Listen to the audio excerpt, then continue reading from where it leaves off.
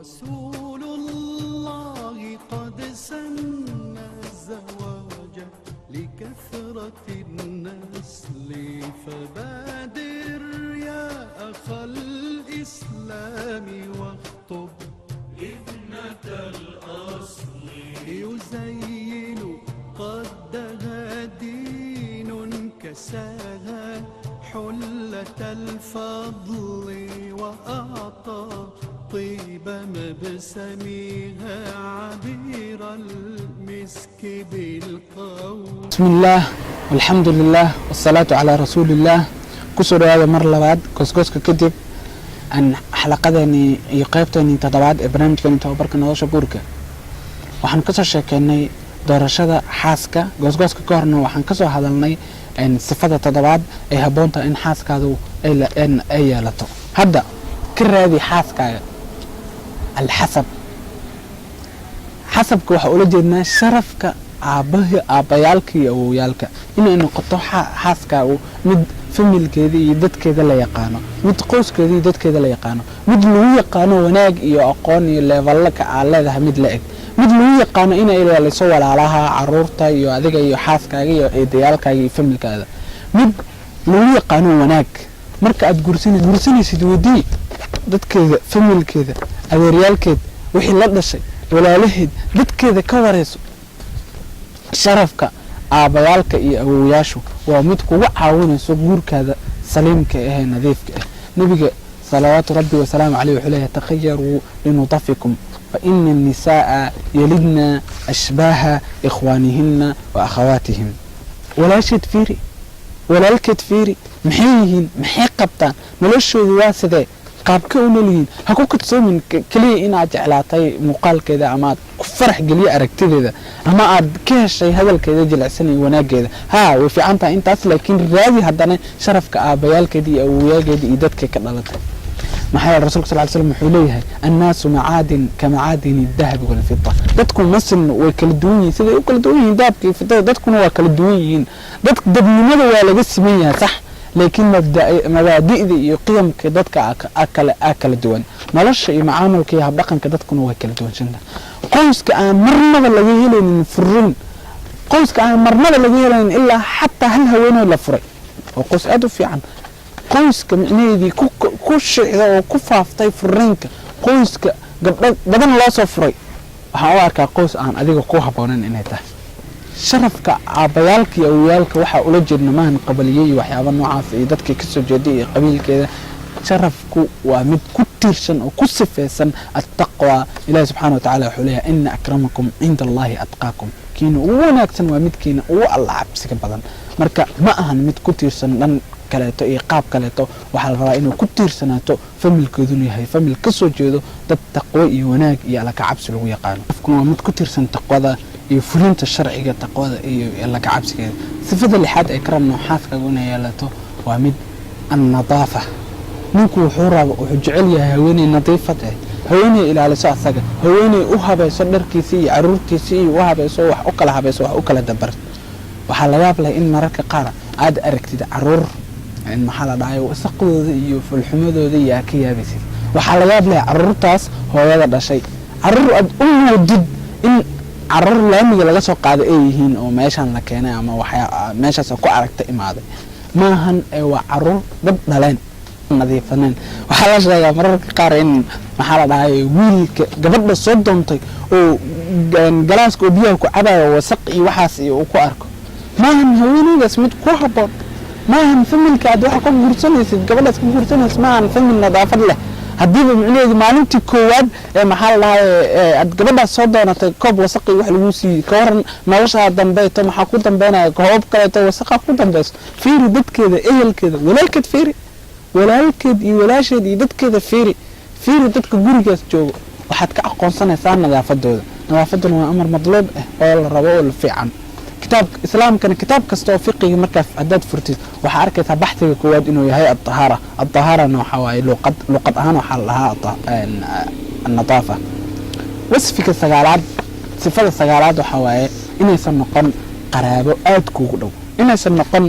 قبض عذير كاجا إنه يسمقن قبض عبتكاجا هذا أمر كاسوا مد شكل أهم عام عام أهم لقى في عينه ما هي الواحد جرو عذراء والسكت حلا أو نينكو أما قبضوا بحاس نينكو أما قبضوا جركو ليهين طبعا عذراء بس لكن أن لا قدر من عذراء بهن لكن هدي الدلام عرور كودي يوحدوا كذب عرور الدلام عرور تود لقى بإنه عذراء قادان مركا ما في إنه إن نينكو أوجرسدو قرابتي ساعتكم بدو كذبنا حاجرو أدنيتو قوس هدي وتصاران وكلاته ويل جورتدو إن أذيرتيس هدي دب وكده دعو خبسي واحد دعو وحلاقيها بقى واحد أركز إن فيلم كل بدل فيلم إيه كلا تجا يعني إزدجال يعني محل اللي بدل فيلم الوقوة محل هاي أول بكتير سنة فيلم اللي مدة يقرب النمو ولا النمو هذا أنا مركز جورتدو دجال كده عماشي لو كلا تجا بما أنا وضع على إن جبر ويل جورتدو إن أبتجس أم إن أذيرتيس بما كده إن وحياة دبعتها إن لكن سيدا فضلك بدنا في عن واحد إن هوينا يدو أي نقطة مد عن محل هاي آد قرابة آد أدوهن لكن هذا نقطة هويني قرابة آد أدوه لكن سفوين في عنا الله وعلى جورسن كراوس كعادي وحارت هالقيب وحنا كسر شكلنا قيب السجال هذا بالكورة مجعلك مش شرط بحاس قبل أن جورسنا يو إن جعلاده أما أيضا جعلاته أما بعلاقات حرير جعلة إنا سمعنا بورك نكهر أني أيضا جوابته حتى مايا شرط ماهن إن أد جعلاتد أما أيضا إيكو جعلاته بورك نكهر عدينتا إن شاكو جامعة القاهرة بحسها ميسابها ريتان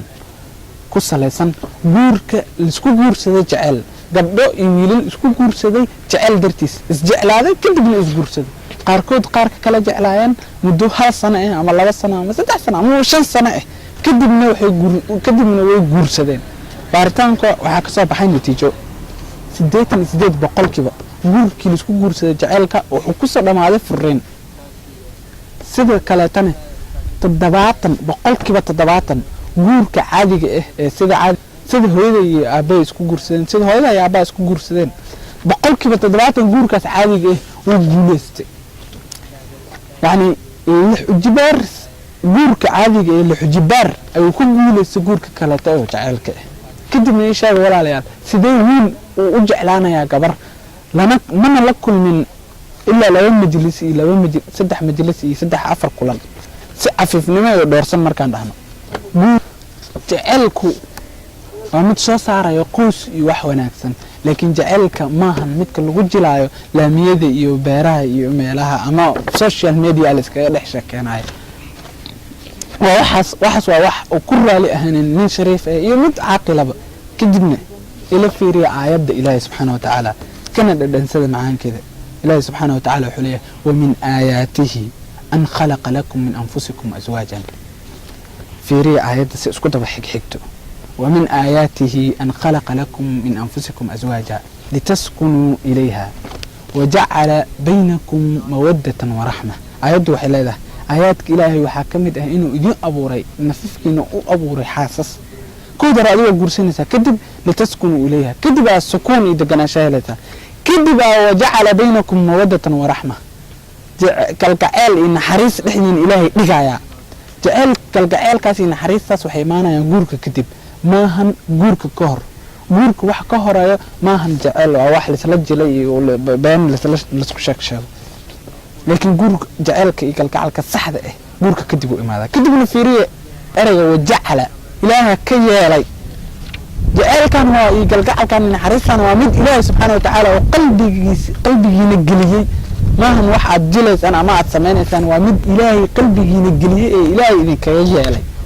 وجعل بينكم مودة ورحمة نوركي جعلك لسكو جورسدي حالتي سو waxay noqotay boqolkiiba 8 mid fashilantay mid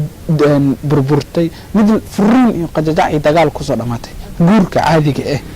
boqolkiiba 7 wuxuu noqday mid guuleystay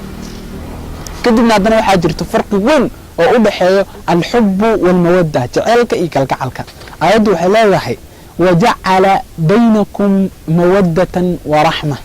ملدهن وجعل بينكم حبا ورحمة